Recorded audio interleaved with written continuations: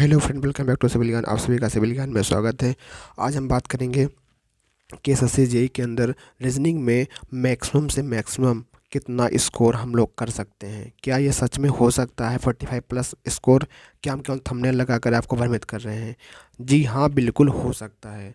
अगर आप इतनी कोशिश करेंगे, जिस तरीके से मैंने 4 बार एसएससी जेईई का एग्ज़ाम दिया, उसके एक्सपीरियंस के बेस पर मैं आपको बताऊंगा कि आप क्या क्या पैटर्न या क्या क्या तरीका अपनाओगे तो आपको एसएससी जेईई के अंदर 45 प्लस मार्क आ जाएगा। बिल्कुल आ जाएगा।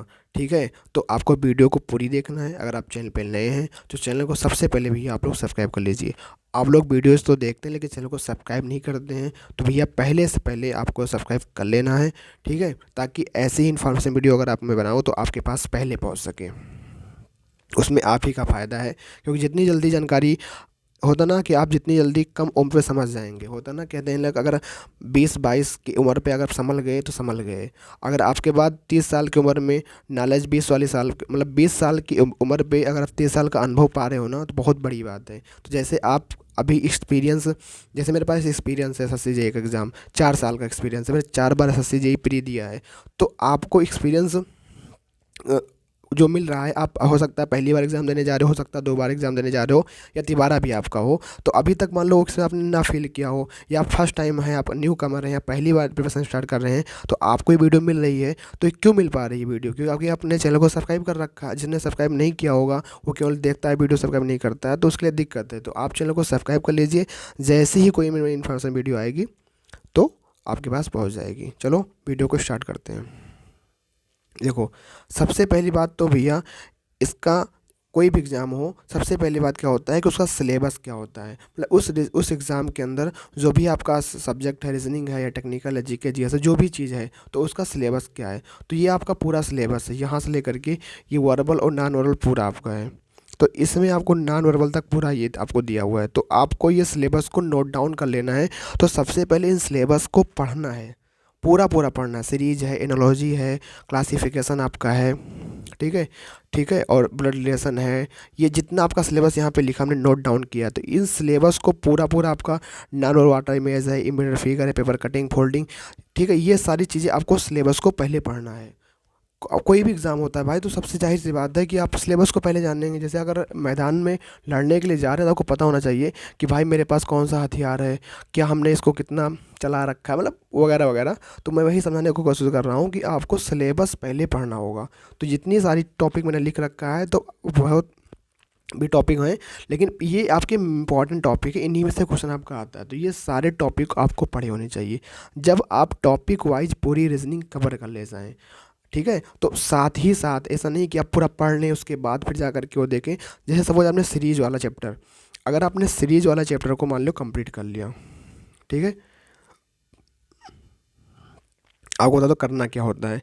जैसे कि मान लो आपने सीरीज रीजनिंग में सीरीज वाले टॉपिक को कंप्लीट किया, तो आपको साथ ही साथ ये देखना है कि एसएससी जेईई के पीवाईक्यू वाले पेपर में ये किस पैटर्न से क्वेश्चन पूछा है। जैसे होता है कि आप सीरीज में देखोगे तो कुछ क्वेश्चन ऐसे होते हैं जो गैप से बन जाते हैं। नॉर्मली आप ले, जैसे मान लो 1 2 है, 6 है, 8 है, 12 है, डैट डैट डैश, तो ये आपने देखा, अच्छा भाई 2 + 4 6, 6 + 2 8 + 4 12, मतलब एक बार +4 हो रहा है, एक बार +2 हो रहा है, एक बार +4, एक बार +2 होगा, आगे फिर +4 होगा। तो एक नॉर्मल गैप होता है। ठीक, अभी आप क्वेश्चन देखोगे कि कुछ नॉर्मल गैप से बन जाता है, कुछ क्वेश्चन ऐसे होते हैं जो इसको करना पड़ता है। मान लो कहीं पे 121 है, फिर आपका मान लो 144 है, फिर आपको 169 है, फिर आपका 196 है, फिर आपका ऐसे 256 है। तो आपको पता होना चाहिए 11 का वर्ग है, 12 का वर्ग है, 13 का वर्ग है, फिर ऐसे 14 का वर्ग है।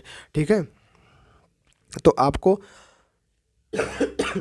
आपको वर्ग, अब आपको जब तक वर्ग नहीं पता होगा तो आप कैसे लगा पाओगे सर के क्वेश्चन को, तो आपको वर्ग ही पता होना चाहिए। तो कहने का मेरा मतलब है कि आपने जिस टॉपिक को पढ़ा, फिर उस टॉपिक के पीआईक्यू में देखिए कि हाँ, क्या मैंने जो चीज़ें पढ़ी सीरीज में, क्या उस बेसिस पे क्वेश्चन आपके बन रहे हैं या नहीं बन रहे हैं। तो इससे आपको ये अंदाज़ा लग जाएगा कि हम जहाँ से अपने सोर्स को पढ़ रहे हैं, क्या वो हमको सही पढ़ा रहा है, या हम उस चीज़ों को सही पढ़ रहे हैं कि नहीं पढ़ रहे हैं, कि हमारे एसएससी जेईई में क्वेश्चन उससे बन रहे हैं नहीं बन रहे हैं। तो आपको ऐसे हर टॉपिक का करना होता है।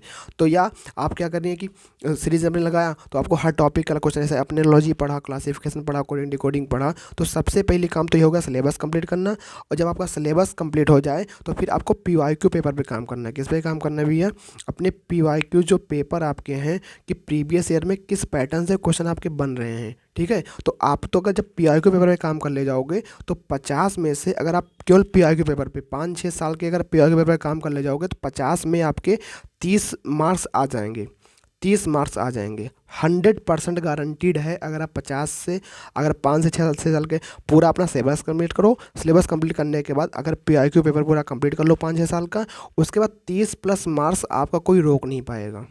ठीक है, लेकिन क्या 30+ मार्क लाने में बहादुरी है? इससे ज़्यादा भी आप मार्क ला सकते हैं, तो आप उसके लिए क्यों नहीं करते? तो जैसे कि आप लोग टेक्निकल पढ़ते हो तो उसमें क्या करते हो, पहले कि सारा सिलेबस पढ़ते हो, फिर अपने PYQ पे काम करते हो, फिर मोस्ट एक्सपेक्टेड क्वेश्चन लगाते हो कि अपना एक्सपेक्टेड क्वेश्चन क्या हो सकता है, क्या इससे भी कहने का मतलब क्या है कि अगर मान लो इस बार सन 2018 में, सन 2017 में रीजनिंग का लेवल यहाँ पे था। ठीक है, तो हो सकता है सन 2018 में आपका रीजनिंग लेवल कहाँ पे हो, यहाँ पहुँच गया हो। 19 के अंदर आपका रीजनिंग का लेवल यहाँ पहुँच गया हो। 20 के अंदर रीजनिंग का लेवल आपका यहाँ पहुँच गया हो। 21 में तो मान लो कोई हुआ नहीं, हुआ पेपर आपको 2022 में हो रहा है तो यहाँ पहुँच गया हो। तो आपको अपनी प्रिपरेशन को यहाँ पे नहीं रखनी है, ये आपकी प्रिपरेशन है। तो आपने मान लो 17-18 प्रिपरेशन किया था तो बस अपनी प्रिपरेशन को वहीं पर रखे हो, आपने यहाँ एग्जाम देने जा रहे हो। तो भाई अगर यहाँ एग्जाम देने जा रहे हो, अपनी प्रिपरेशन को इस लेवल पे रखे हो, तो आप यहाँ तक अभी तो दूर हो, तो यहाँ तक आपने हो सकता है 30+ मार्क पे काम कर लिया है, लेकिन ये आपका जो मार्जिन है ये आपका 20+ मार्किंग का है। मतलब 20 मत समझो, 15+ मार्किंग समझो। तो आपको इस मार्किंग पे काम करना है। अब इस मार्किंग पे काम करने के लिए क्या करना होगा, आप मॉक टेस्ट लगाइए। जो SSC के आपके कहीं से आपने लिया होगा अपना, अगर आप तैयारी कर रहे हैं तो मॉक टेस्ट ज़रूर देते होंगे। टेक्स्ट बुक का लिए हो या किसी भी कोचिंग संस्था का लिए हो तो मॉक टेस्ट लगाओ। तो मॉक टेस्ट लगाओगे तो जो मॉक टेस्ट बनाने वाला होता है वो SSC के बेस पे अगर लिया होगा तो SSC के PYQ बेस पे बनाएगा। कि भाई मान लो SSC के PYQ में कोई क्वेश्चन आया था कि मान लो एक आपका यहाँ पे सपोज मान लेते हैं कि कोई क्वेश्चन आपका पहली बार पूछा गया था 121 है, फिर यहाँ पे 123 है, फिर आपका 125 है। तो मान लो सीरीज का कोई क्वेश्चन है तो यहाँ पे कितना ऐड हुआ, +2, फिर यहाँ पे कितना ऐड हुआ, +2। तो मान लो इस लेवल पे क्वेश्चन पूछा गया था, तो हम समझाना क्या चाह रहे हैं आपको, +2 का लेवल था। अब मान लो इसी क्वेश्चन में उसने प्लस स्क्वायर हो सकता है 2 का स्क्वायर करके जोड़ दिया हो 4, मतलब यहाँ पे 121 यहाँ 125, फिर यहाँ पे +3 का स्क्वायर कितना 9 होता है, तो 134 होगा। तो मतलब अब सीरीज के लेवल को अपग्रेड कर दिया होगा। तो जो भी बनाने वाला होगा अपने सीरीज के लेवल को अपग्रेड कर दिया होगा। ठीक है, कुछ लोगों को तो ये बात हमारे बहुत ऊपर से जा रही होगी भाई, लेकिन यही सच्चाई है। आप अगर SSC JEE PYQ ही करके जाओगे तो केवल 30+ मार्क के इर्द गिर्द रह जाओगे। 30+ मार्क्स हमको नहीं चाहिए, हमको चाहिए 45+ मार्क, तभी हमारा SSC JEE में प्री क्वालिफाइड अच्छे तरीके से हो पाएगा। और ये आप ला सकते हो, जो मैं बता रहा हूँ, अगर आप इतना कर ले गए तो आप कहीं मुझसे लिखवा के रख लो, आप ले आओगे नंबर। ठीक है, तो आपको क्या करना होगा, अपनी जो प्रिपरेशन वाला लेवल है, अपनी प्रिपरेशन को लेवल को मैं समझा रहा था आपको यहाँ पे कि जो आपका प्रिपरेशन का लेवल है अभी यहाँ पर है, इस लेवल को उठाकर के यहाँ तक लेके आना है। अब यहाँ तक कैसे पहुँचोगे, तो सबसे पहले क्या करना होगा, आपने सिलेबस कंप्लीट कर लिया, SSC JEE PYQ लगा लिया, फिर आपको मॉक टेस्ट पे काम करना होगा, अपने मॉक लगाना होगा। मॉक लगा लीजिए। अब जो मॉक लगाने से क्या होगा कि आपको एक्सपेक्टेड क्वेश्चन मालूम पड़ेगा कि हाँ क्या एक्सपेक्टेड क्वेश्चन आ सकता है। लेकिन अब आपको एक्सपेक्टेड को मॉक लगाने से क्या होगा कि ये 30+ वाला जो मार्क आपका होगा ये इंक्रीज करके कितना जाएगा, आपका इंक्रीज करके चला जाएगा, मान लो 35 चला जाएगा या नियर अबाउट 40 चला जाएगा। तब भी आप 40 एबव नहीं जा पाओगे। अब क्या करना होगा 40 एबव जाने के लिए, अब 40 एबव जाने के लिए आपको काम करना होगा। एक रामबाण औषधि है, वो औषधि क्या है कि अब आपको जाना पड़ेगा यहाँ पे। ठीक है, SSC JEE की आप प्रिपरेशन कर रहे हो, पर आपको SSC की स्टेनोग्राफर का पेपर लगाना होगा, SSC MTS का पेपर लगाना होगा, CHSL का पेपर लगाना होगा, CPO लगाना होगा, CGL लगाना होगा। अब आप कहोगे भैया हम इतना पेपर कहाँ से लेके आएँ, हम कहाँ से करें, कैसे ये करेंगे, कैसे कर पाएंगे, उसका भी मेरे पास इलाज है। ठीक है, अगर आप फॉलो करते हो, अगर आप देखो फॉलो क्या करता है, जैसे आप किसी को मानते हो तो आप उसे विश्वास करते हो। ठीक है, अगर आप उसे विश्वास नहीं करते तो आप उसको फॉलो भी नहीं करते हो।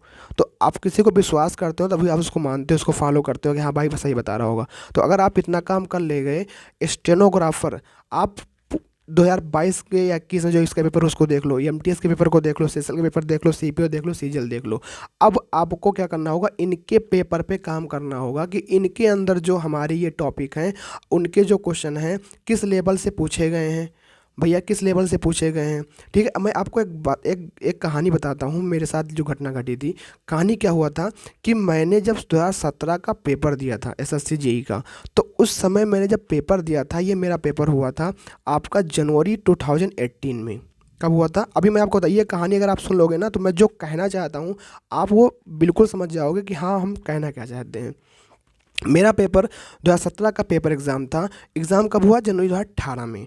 जब ये एग्ज़ाम हुआ तो मैंने एसएससी जेई रीजनिंग के लिए क्या काम किया था, रीजनिंग के लिए मैंने क्या किया था, केवल केवल ये जो मैं सिलेबस आपको दिखा रहा हूँ इस सिलेबस के रूबरू होकर गया था। इसमें भी पूरा मैंने सिलेबस नहीं कंप्लीट किया था, आधा या मान लो 50 से 60% ही कंप्लीट किया था। मैं इतना काम करके गया था रीजनिंग में, ठीक है, सिलेबस पढ़ के गया था। और ना कोई, और हाँ सिलेबस केवल पढ़ा था, ठीक है, सिलेबस पढ़ा था। उसके बाद सिलेबस फिर एसएससी जेई का पीवाईक्यू लगाया था। क्या लगाया था? पीवाईक्यू लगाया था। तो एसएससी जेई का पीवाईक्यू लगाया था। इतने ही दोनों से केवल सिलेबस पढ़ा था, और वो भी सिलेबस 100% कंप्लीट भी नहीं किया था, 50% या 60% 100 सिलेबस कंप्लीट था। ठीक है, क्योंकि मैं जुलाई 2017 में स्टार्ट किया था अपनी प्रिपरेशन। मुझे तैयारी करने के 6 महीने हो गए थे। कोई भी कोचिंग संस्था आपको 6 महीने के अंदर पूरा सिलेबस कंप्लीट करके देगी ही नहीं। तो मेरा सिलेबस भी नहीं कंप्लीट था उस समय, उनकी भी निकलती है। अक्टूबर, नवंबर, दिसंबर और जनवरी, मतलब 5 से 6 महीने में आपका एसएससी जेई में ही मेरा पहला पेपर 6 महीने बाद पड़ गया था। तो उस वाले एग्ज़ाम में मेरे एसएससी जेई रीजनिंग के अंदर जो थे, मैं ऑल ओवर 220 में से 95 नंबर लेकर आया था, और रीजनिंग में मेरे 25 या 30 नंबर के आसपास बने थे, इसी बीच में बने थे। तो मैं वही कह रहा हूँ कि सिलेबस मैंने पढ़ा था और एसएससी को लगाया था, उसी बेस पे मैंने। और हाँ एक बात और, 16 का जो पीवाईक्यू पेपर था सेम हु बहू एकदम 17 में 18 में आया था। सेम आप लोग देखोगे तो सेम हु बहू, मतलब कहने मतलब क्या होगा, उसका जो पैटर्न था, मतलब अगर वो कह रहा है कि एप्पल माने सेब होगा, तो अगले वाले पेपर में भी एप्पल माने सेब ही होगा। मतलब कहने का मतलब क्या हो गया, मैं कहना क्या चाहता हूँ कि जैसे मान लो यहाँ पे कोडिंग डिकोडिंग देता हूँ ABCD, इसका कोडिंग डिकोडिंग दे दिया 1 2 3 4, तो अब यहाँ पे अगला कोडिंग डिकोडिंग क्या होगा, MNOP का, ये होगा 13 14 15 16। अगर ये क्वेश्चन इसी पैटर्न पे आपका 16 में आया था तो 17 के अंदर भी यही पैटर्न आ गया था। तो इसी वजह से मेरे 30 मार्क्स बन गए थे। अगर अदरवाइज इतने मार्क्स भी ना बन पाते, अगर थोड़ा सा भी चेंज किया होता तो मैं आपको ये बताना चाह रहा हूँ कि आपको अपनी स्ट्रेटजी कुछ इस तरह से रखनी है कि अगर आपकी प्रिपरेशन यहाँ तक भी हो जाए तो आपको इस लेवल का, अगर मान लो यहाँ पेपर आ रहा है तो आपको यहाँ पे जाके काम करना होगा, ताकि अगर वो कितना भी ऊपर जाए तो आप जो है अपने गोल को अचीव कर ही लो एटलीस्ट पे। तो इस तरीके से अपनी प्रिपरेशन करनी होगी। तो अब हम ये बात कर रहे थे आपको यहाँ पे कि भैया कि इन पेपरों पे काम करना होगा। अगर आप इन पेपरों पे काम करोगे तो 45+ आपके मार्क्स बढ़ जाएंगे। मतलब ये जो आपको मॉक टेस्ट से 38 नंबर तक आप पहुँचे थे, तो ये 6 से 7 नंबर का जो मार्जिन आपका है, ये 45 यहाँ पहुँचोगे आप इन पेपरों को करने के बाद में। ठीक, तो उम्मीद करता हूँ आपको ये चीज़ें हमारी समझ में आ रही होगी। ठीक है, अब इनके लिए क्या करना क्या होगा, अब मैं इनका खुलासा कर दूँ आपको, इनको कहाँ से करना होगा। आप एग्ज़ामपुर का नाम जानते हैं, ठीक है, मैं अपने चैनल पे दूसरे का नाम ले रहा हूँ। तो मेरा ये मतलब है कि आप लोग अपनी प्रिपरेशन कर रहे हो तो देखो, कोई भी हो, हमको कंटेंट से मतलब है, कहाँ पे क्या चल रहा है और हमको क्या हमारे लिए ज़रूरी है। तो एग्ज़ामपुर जो आपका एक चैनल है, उसके ऊपर एक यूट्यूब चैनल का नाम है SSC exam by Exampur, SSC exam by Exampur. जब एसएससी वाले चैनल पे आप जाओगे, उनका चैनल का नाम है, तो इस वाले चैनल पे आपको MTS, CGL, CPO, CHSL की क्लासेस मिलेंगी। तो और वो भी रीजनिंग की मिलेंगी। तो आप वहाँ पे जब रीजनिंग के क्वेश्चन लगाओगे तो वो क्वेश्चन आपको वहाँ से मिल जाएंगे, MTS के, CGL के। आपको क्या होगा, बुक नहीं लेनी पड़ेगी। बुक लेने का मतलब क्या हो गया कि आपको CGL का अलग बुक नहीं लेनी है, आपको परेशान नहीं होना है भाई। देखो बिल्कुल परेशान नहीं होना है। ठीक है, आपको करना क्या है कि इस वाले चैनल पे जाना है और यूट्यूब के ऊपर जाना है और यहाँ पे आपको सारे चैनल के सारे टीचर के आपके वीडियोज़ मिल जाएंगी, सारा सेक्शन वाइज बना होता है, आपको बताने की ज़रूरत नहीं है। तो आप वहाँ से क्या कर सकते हो, इस वाले चीज़ को अपना कवर कर सकते हो और इनके पैटर्न को देख सकते हो कि हमने जेई के लेवल में ये पैटर्न अगर कोडिंग डिकोडिंग का पढ़ा है तो इनके स्टेनोग्राफर में या एमटीएस में सिस्टम में किस पैटर्न से क्वेश्चन यहाँ पे पुटअप हो रहे हैं, उन पैटर्न को आपको ध्यान रखना है। सबसे बड़ा खेल एसएससी में टाइम का मैनेजमेंट का है। अगर आपने 2 घंटे में टाइम मैनेजमेंट कर लिया तो आपको कोई एसएससी को निकालने से मना नहीं कर सकता है। बस आपको टाइम मैनेजमेंट का सिस्टम है, बस आप खेल जाएं टाइम के साथ कि 50 क्वेश्चन आप 30 मिनट में मैक्सिमम 40 मिनट में आप करके निकल जाएं, तो आप समझ लीजिए कि आप जो है सिकंदर हैं। अदरवाइज़ अगर आप इतना नहीं कर पा रहे हैं तब दिक्कत है, ठीक है। अगर आप जितनी मैंने जानकारी यहाँ बताई है ये सारी बातें अगर आप इतना कर ले जाते हो तो आप खुद सोच रहे होगे कि अगर इतना हम कर ले जाएंगे तो आपको 45 प्लस मार्क्स लाने से कोई रोक नहीं सकता है, ठीक है। इतना करना भाई, इतना कोई नहीं करता है। ये सारी चीज़ें अगर आप कर ले जाओगे ना तो आप जो वाकई में 45 प्लस मार्क लेके आ जाओगे, ठीक है। तो उम्मीद करता हूँ आपको क्लासेस अच्छी लगी होंगी जो हमने बताई है, आपको इन पर विश्वास करना है, ठीक है। और ये आप आज विश्वास नहीं करोगे, आने वाले साल में विश्वास करोगे, लेकिन आपको एक ना दिन करना पड़ेगा विश्वास। और मिलते हैं नेक्स्ट वीडियो में, तब तक के लिए थैंक यू। जय हिंद, जय भारत। भैया चैनल पर अगर हम नए हैं चैनल को सब्सक्राइब भी कर लीजिएगा। Take care, bye bye, love you.